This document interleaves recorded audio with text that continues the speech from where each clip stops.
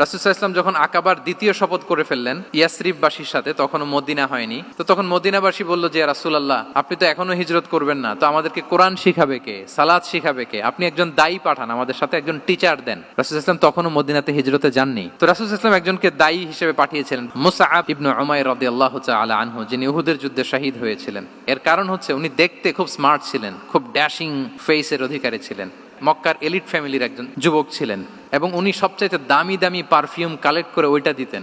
উনি মক্কার কোনো রাস্তা দিয়ে হেঁটে গেলে লোকজন বুঝতো এই রাস্তা দিয়ে কিছুক্ষণ আগে হেঁটে গিয়েছে মুসআব ইবনে উমাইর। আমরা বাংলায় বলি না যে আগে দর্শনদারি পরে গুণবিচারী? আল্লাহ তাআলা এক একজনকে আমাদেরকে এক এক অবয়বে সৃষ্টি করেছেন। হুয়াল্লাযী ইউসাউবিরুকুম ফিল আরহামি কাইফা ইয়াশা। আল্লাহর একটা নাম হচ্ছে তিনি আল মুসাউবির, দ্য ডিজাইনার। মায়ের গর্ভে থাকতেই আমাদের কার চেহারা, কার কণ্ঠস্বর, কার স্কিন কালার, কে কিরকম হব সব ফিক্স তিনি ঠিক করে দিয়েছেন। এটা আল্লাহর দেয়া। কিন্তু রাসূল সাল্লাল্লাহু আলাইহি ওয়াসাল্লামের উইজডমের ব্যাপার হচ্ছে তিনি আবু বকর রাদিয়াল্লাহু